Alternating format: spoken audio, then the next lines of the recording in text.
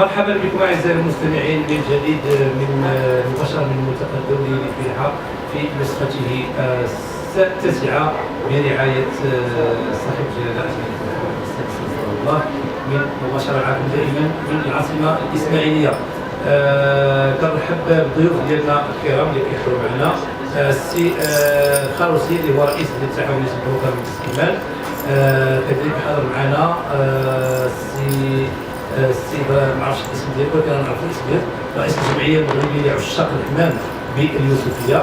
كيحضر معنا كذلك الخشيب فاطمه رئيسه التعاونيه سيدي غانم من بالميم كتعتمد ارقام المشتقات ديالو.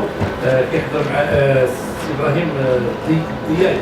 السي ابراهيم دياي هو اللي رئيس الجمعيه المغربيه لعشاق الحمام. هذا عاوتاني نشاط اخر ونموذج اخر. كيحضر معنا كذلك الضيف ديالنا الكريم جمال السي اعتقد السي جمال الهلالي من سيدي قاسم. دابا كتبت الشهاده الاحسان. ياك مزيان مرحبا بكم. الاخت الكريمه حتى هي كتحضر معنا كوثر بلشها يعني عن الجمعيه الوطنيه يعني مربي الابقار غنم. مرحبا بكم. اذا السي الخاروسي اولا غادي نبداو معك انت الاول. السي الخاروسي اكيد انه الملتقى جاء فيه جديد، وانتم كفلاحه كمهتمين بالجمعيه الفلاحيه حنا كنعرفوا ان القطاع الحليب هو يساهم في التغذيه، يساهم كذلك في الانتاج ديال اللحوم، يعني اللحوم الحمراء من خلال الابقار يعني الحالب، وكذلك من العجول المهجنه. فما شبه السي الخاروسي هذه السنه؟ شكرا سي ميلود. اولا كنشكر اذاعه المملكه كامل اللي تحت من الفرصه واللي هي كتواجد في هذا الفضاء الزين الحمد لله باش تكون مباشره الاصداء ديال جميع المتدخلين فيها.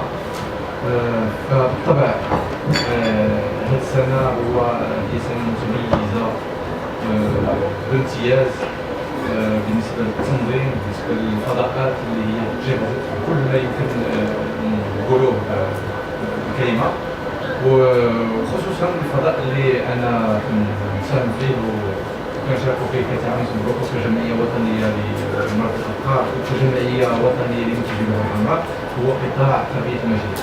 فهذا القطاع العام اللي هو عاش واحد التغيير من ناحيه التنظيم الداخلي اللي كاين في واحد المستوى عالي وعالي جدا من جوج المسائل. الحاجه الاولى هو من ناحيه المنتوجات اللي هي معروضه، الابقار اللي معروضه فهي ابقار من مستوى عالي، سواء الابقار النساء ولا ابقار الحيوان.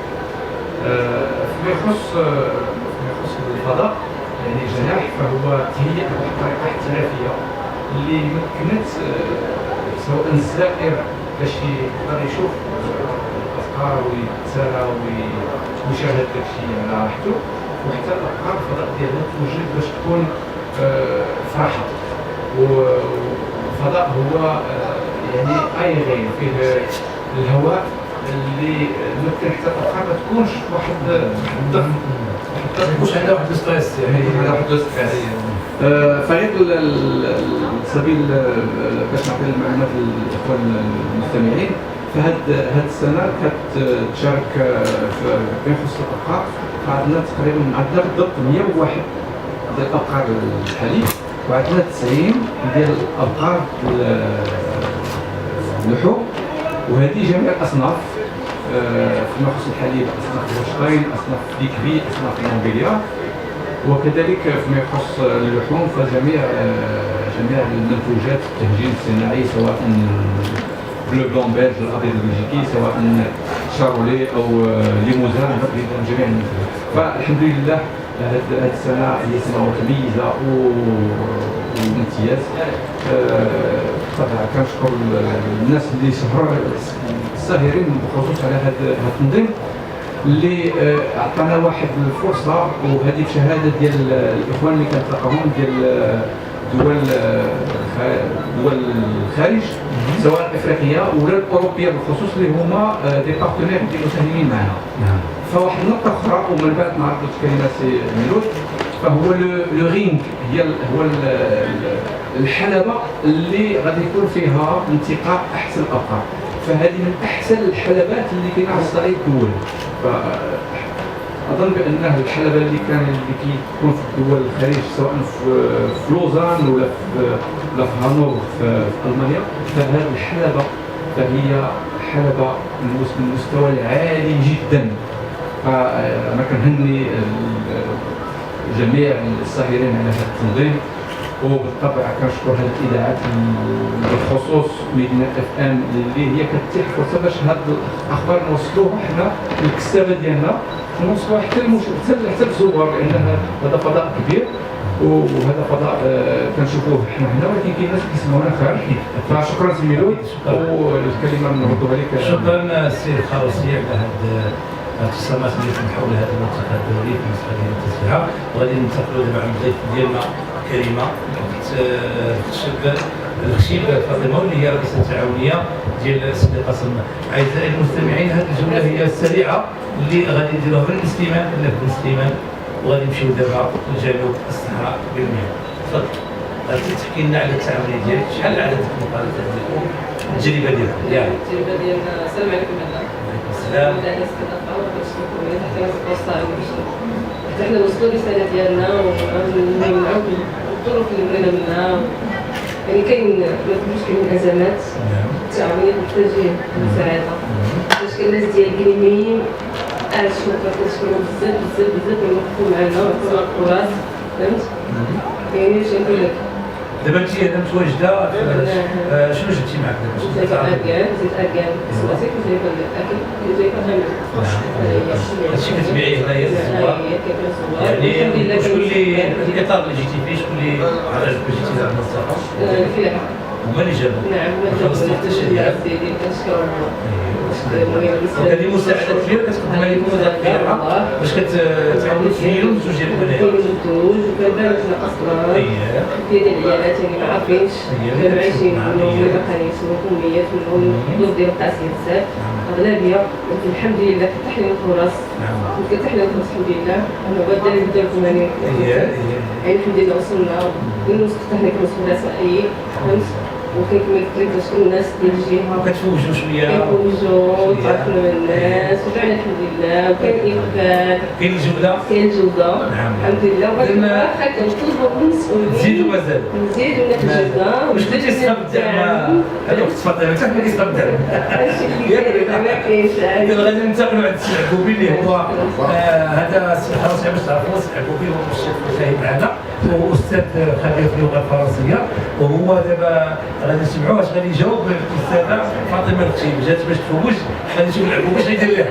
تفضل غادي نسولك واش جيتي تزوجي ولا جيتي تبيعي حميتي؟ فاطمه الخشيب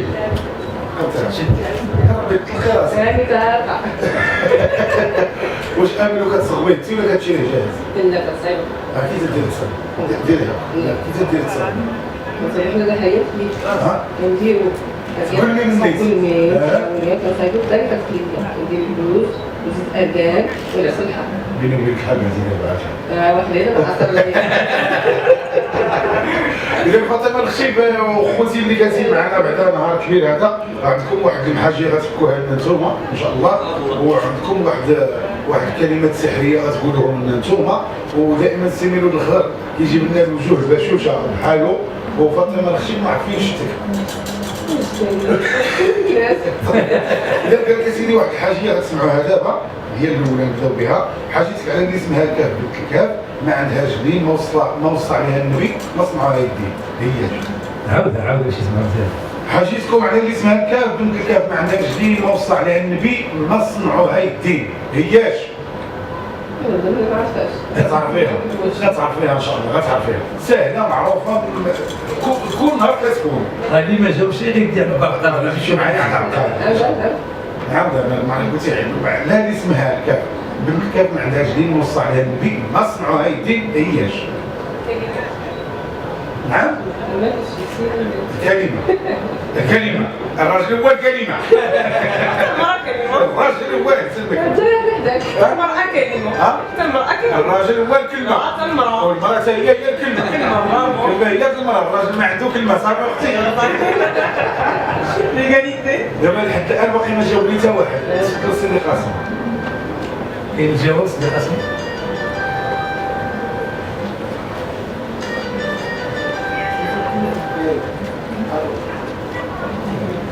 الو هاد الحجه يعني زعما ما عرفنيش شتيها كاين ولا ما كاينش؟ شويه كاينه ولكن ما عرفتش تجاوب ما ليها. عرفناش نعم اذا السي اذا العبوبي اللي ما جاوبش على السؤال شنو غيدير معاه؟ غادي نبداو بفاطمه الخشيب هي فاطمه الخشيب ترحب لنا بالمستمعين ولكن شتك باقي ما هياش ولكن اللي قال العبوبي غتقولي انت. اولا صباح الخير عليكم صباح الخير عليكم انا جيت من بالميم ترحب بالناس المستمعين ميدينا اف ام فيما كنتي في الوقت اللي بغيتي قولوا املوا وما تستبسطهاش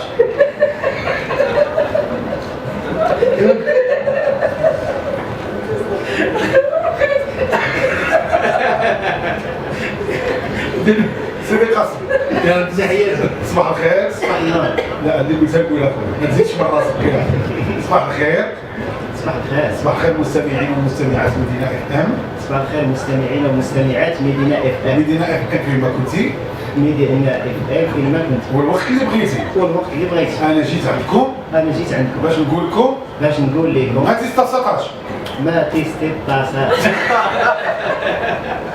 سير خلوصي سير خلوصي مرحبا بك الله يبارك فيك. نهار كبير هذا الله يبارك صباح وتربح انت كذلك لا قول بحالك بحالك سير سير يلا صباح وتربح صباح وتربح مدينة اف ام مدينة اف ام ما كنتي فيما كنتي الوقت اللي بغيتي سير خلوصي نرحب بكم مرحبا بكم مباشرة على الهواء مباشرة على الهواء تيقول لكم ديما يقول لكم ديما صنتوا معنا انتم معنا ما تستبسطهاش ما فيش تضحك هي هذيك يلا دوز عند الحمام. اذا غندوزو عند رئيس جمعيه الحمام من بعد هذا الفصل. عودة من جديد اليكم اعزائي المستمعين مباشره من العاصمه الاسماعيليه اللي كتحتضن الملتقى الدولي للفلاحه في نسخته التاسعه.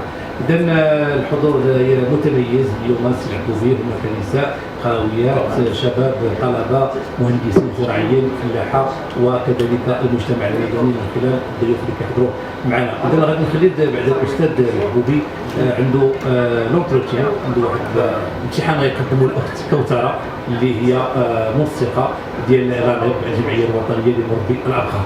هذا نهار كبير اللي عجبني فيك كوثره كتلحي على الاسم ديال كوثره ماشي كوثر علاش؟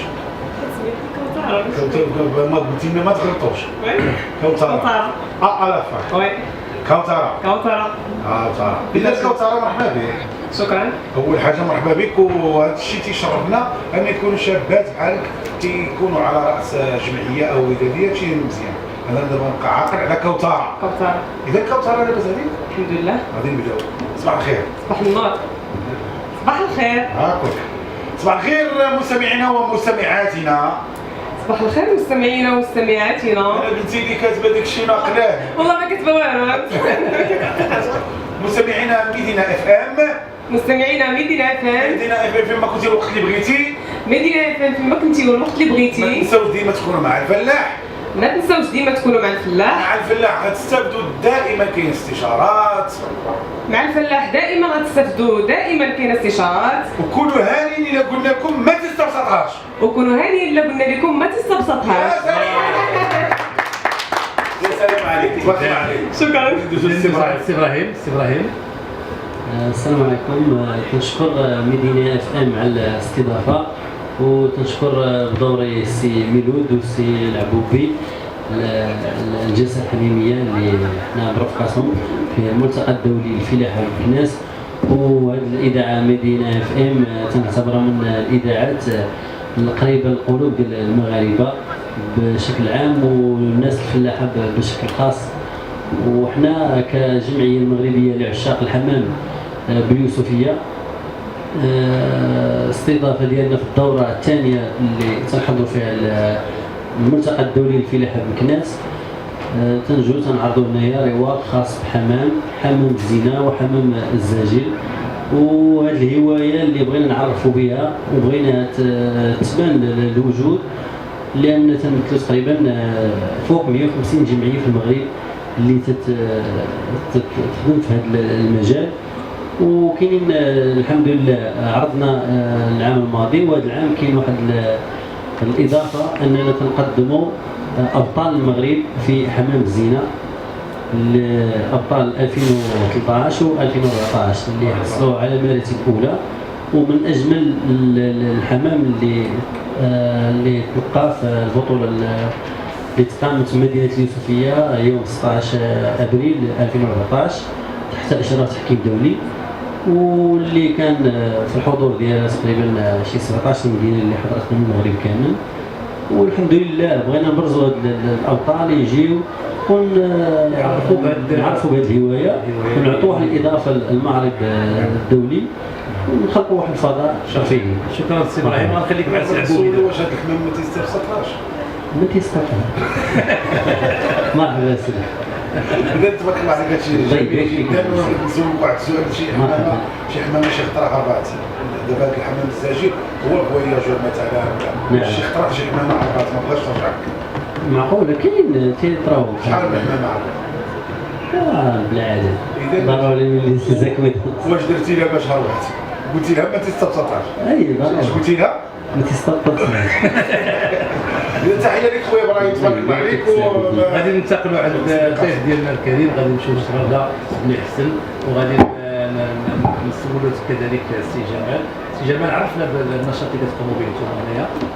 واخا تنشكركم بعدا كتقنيين ولا كمنشطين راديو مدينه اف ام وعلى هذه الاستضافه وعلى هذه الجلسه الحميميه.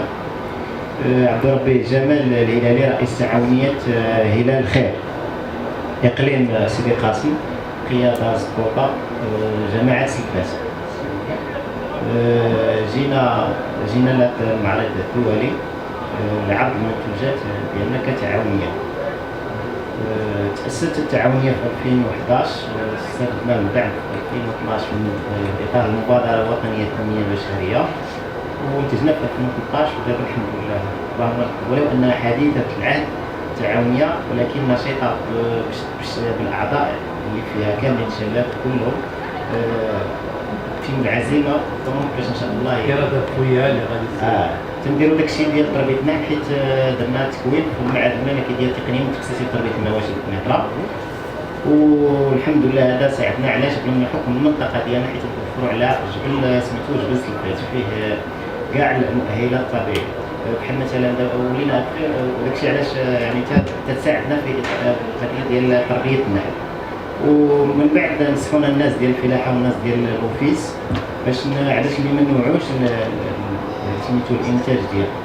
ولينا تنديرو حتى انتاج تربيه الاعشاب الطبيه والعطريه، الجمع والتسويق ديالها. وبحكم عاود موجود عندنا ديك شجره الزيتون، ولينا تنتجو الزيتون بشتى انواع الزيت وبشتى انواع الزيتون. وزعما صراحه هذه فرصه باش نشكركم جزيل الشكر، عطيتونا فرصه باش نعبروا على الراي ديالنا وعلى تعرفوا كذلك بالتعاونيه. تعاونيه هلال الخير. هلال الخير المقر ديالها فين متواجد؟ كاين في دوار سوامر. بالضبط تحت دوار جماعه السبوطه. جماعه سلفات. قياده الزكوطه. بالضبط الدوار ديالنا هو اللي تحت الجبل ديال سلفات. وصراحه بغينا نغتنم الفرصه باش نشكر الناس ديال الاوفيس المكتب الوطني حاضر معكم سوا.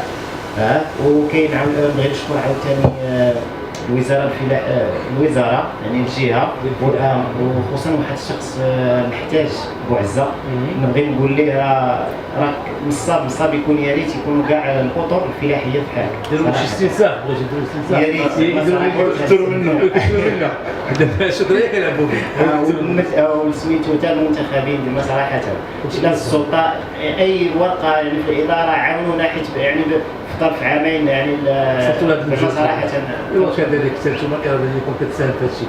اذا غننتقلوا سي العبوبي عند الضيفه ديالنا كوثره. اخت كوثره، انت في الجمعيه الوطنيه لمربي الابقار، اكيد انه كتشتغلوا على طبيعه الحال السلالات اللحميه الحليبيه وهنا خصوصا انه هذا الرواق ديال تربيه الماشيه هو كيشكل اعتقد يمكن 70-80% موضوع جد بالزوار، وهذا شيء مهم كيعطي واحد اللمسه واضافه كبيره للملتقى الدولي. وهنا كنشوفوا تبارك الله الانواع مهمه، وهناك تعرفي لها الانواع اللي انتم حاضرين بها والمناطق اللي جاوا منها. شكرا للاذاعه، شكرا للاخ ميدو، شكرا للاخوه الحاضرين. بالنسبه للمناطق والغاس لي غاس اللي حاضرين معنا في لي غاس بوفيل اللي حاضرين معنا في المعرض، كاينه لاهولشتاين، كاين مونبيليار، كاين فليكفير. المناطق كاين سوس اللي متمثله بلا كوباك جوده، تعاونيه مربي الابقار بسوس كوباك، كاينه بكاله، كاين الغرب، كاين بن سليمان وكازا اللي متمثلين في تعاونيه بوكا، كاين سطات، كاين تادلا اللي ممثلين باغرو بلوس، وكاين كناس والحاج اللي ممثلين في تعاونيه التكامل، وكاين فاس بولمان اللي حاضرين بتعاونيه زلاق. بالنسبه للابقار المعروضه من سن في الحليب دوغاس ليتير. بالنسبه للابقار اللي حاضره في معرض دوغاس افيون، كاين الشاولي، كاين ليموزان، وكاين بلون بلو بيج، وكاين الخوازي، كاين مهجم. بالنسبه للابقار الحلوب شنو الانواع اللي حاضره؟ كاين لاهولشتاين، كاين المونبيليار، وكاين فليكفيل. المونبيليار هي بالابيض والاحمر باش يعرفوا. ايوا بالنسبه للهولشتاين فيها البيض والكحل، يجيكم فيها البيض والكحل. كاين المونبيليار فيها الاحمر والبيض، والفليكفيل حتى هي الاحمر والبيض، ولكن اللي تتبان بارابور لا مونبيليار تقدروا الناس يفرقوا ما بيناتهم فاسيلمون. وعلى مستوى مثلا الاقبال الى السلالات الحليبيه، شكون اللي في تيبان لكم عندها نسبه اكثر ديال الوجود ديالها في المغرب؟ بالنسبه لهاد لي غاس اللي كاينين اللي هضرت عليهم، لي غاس افيون، لي غاس علي اللي كاينين في المغرب واللي تيتربوا عندهم اون ادابتاسيون اللي هي مهمه في المغرب. يعني لا بالنسبه للكليما ولا بالنسبه تيقولوا الفلاحه واحد الكلمه اللي هي المرقد عندها، يعني كتوافق المرقد المغربي. هادو خلاص كلهم دي غاس اللي هما امبورتي، ولكن بعد كيتاقلموا فاسيلمون مع في نظركم كنتعرف انه الكتاب المغربي وصل لواحد المستوى باش يحافظ على يعني هذه الانواع، يعني باش يحاول يكثرها اولا والعنايه بها لا من جانب التغذيه ولا السلامه الصحيه ديالها. هنا الاخ ميلود اللي تيبان الدور ديال الجمعيات والتعاونيات المتخصصه في هذا الدومين، يعني في المجال الحالي. بالنسبه لي غاس باش يحافظوا عليها كاينه لانسيناسيون ارتيفيسيال، يعني تيعتمدوا تقنيه التلقيح الصناعي اكزاكتومون. وكاينين دي سومونس اللي هما جايين من دي طوغو دي جينيتور اللي هما بيان سيليكسيوني، مؤهلات وراثيه كبيره وعاليه. توتافي دونك وكاينين اللي تيسمح للفلاح باش يكون عنده ديما محافظ على لاغاس، يعني محافظ على لاصوص ديالو، سواء يعني تيحافظ على لاغاس بهاد الانسيميناسيون التلقيح ديال الابقار ديالو بهاد لي سومونس اللي جايين من جينيتور اللي هما بيان سيليكسيوني، يعني جوده عاليه ومؤهلات وراثيه كبيره. اكزاكتومون دو جينيتيك دو بوتونسيال جينيتيك عالي جدا. مزيان. اذا سي العبوبي انت سمعتي كوثر شنو قالت؟ سي العبوبي اش غادي يقول؟ بارك الله عليكم. اذا كوثر ما عندنا نزالك عطيت تفسير وتفصيل للمستمعات والمستمعين باش يعرفوا شنو هو ذكر العربيه تاع المرقد، شنو هو البقاء وشنو هو المرقد. قالت واحد الكلمه زوينه، المرقد اللي هذه الكلمه اللي خليني غادي يعرفها كاع شوف فرونس كاع غير شي شويه غير لي مون تكنيك جامي لا في لا يضيع بنتي الرادار عليك غير شي شويه. اسمحوا لي لا كنت شويه مرتبكه، ما كانش اخباري حتى حطوني في الواقع. هذا هو احسن شيء. احسن حاجه هو هذا. انت برك ما خصكش ما مرتبكاش.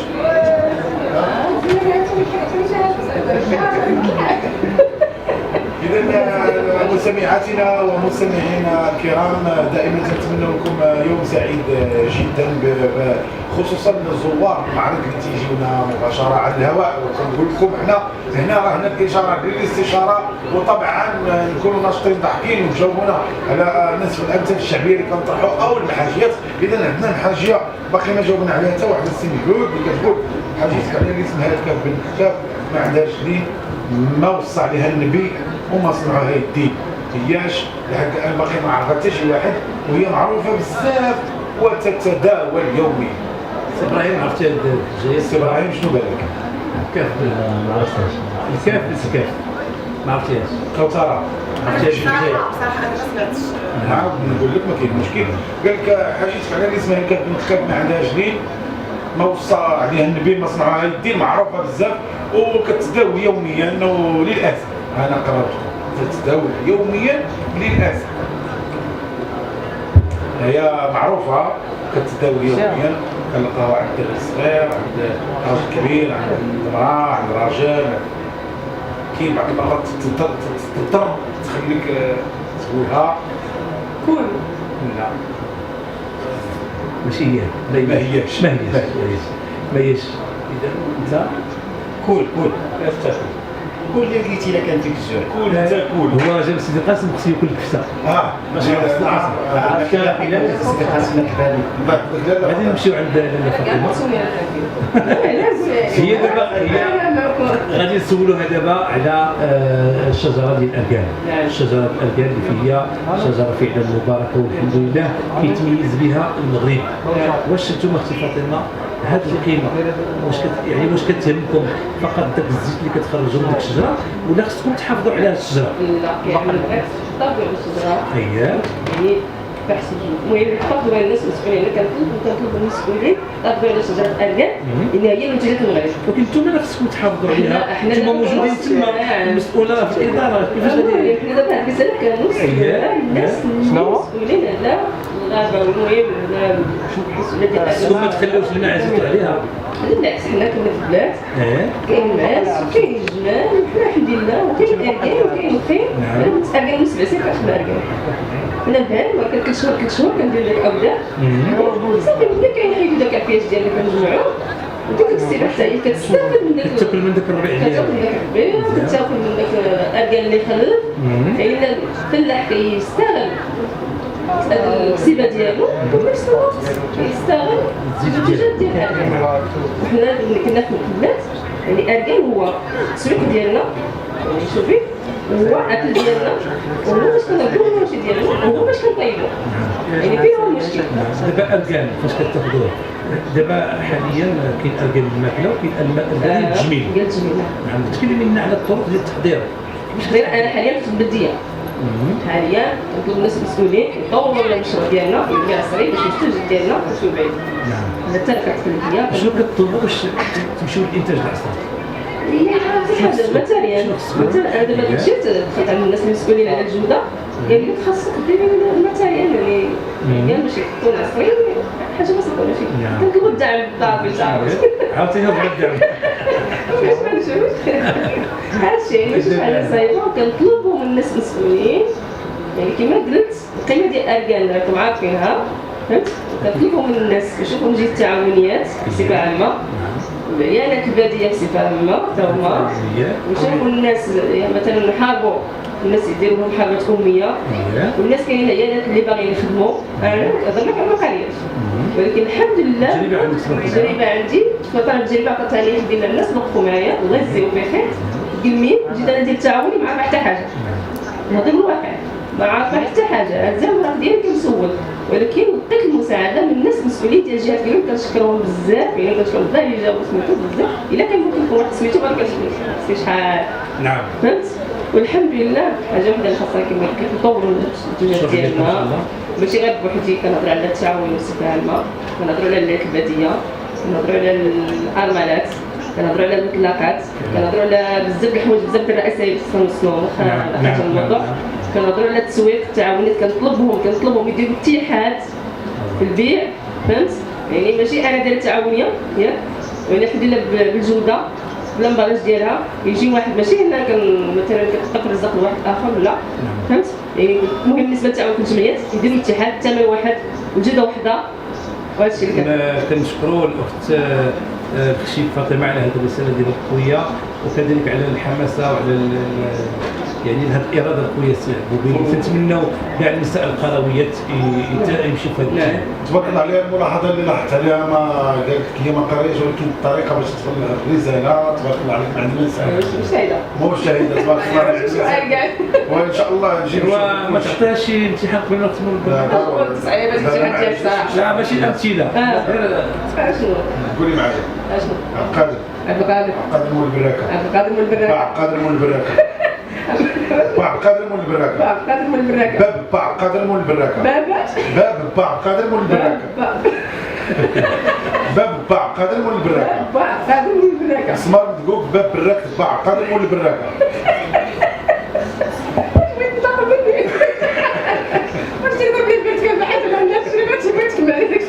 إذا ما جاوبتوناش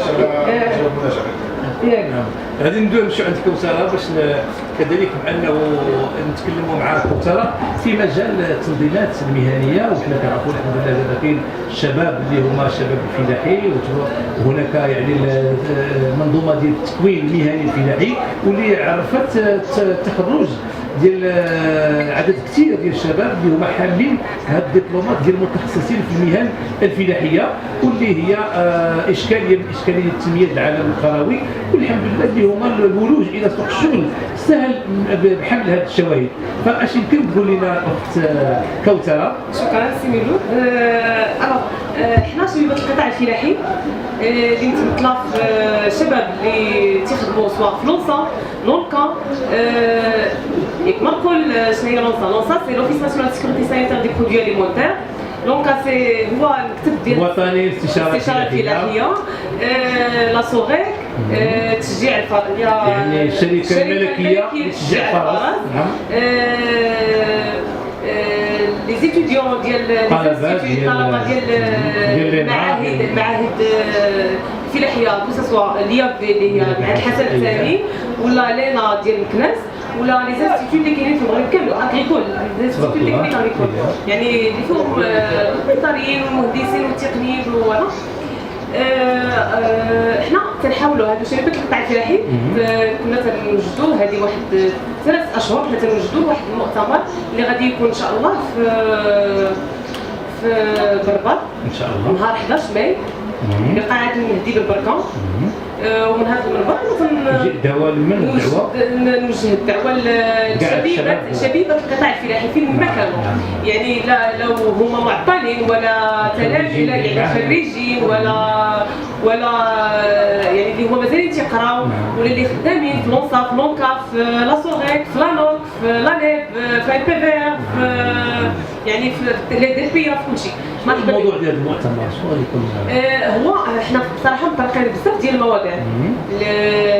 موضوع المراه اللي هضرنا عليها قبيله مع الاخ العبوبي وي سي العبوبي المراه وي المراه تحيه للمراه وبصراحه تحيه للمراه المغربيه وتحيه للمراه العامله العامله الزراعيه يعني العامله الزراعيه المراه القرويه اون جينيرال والمراه العامله الزراعيه يعني.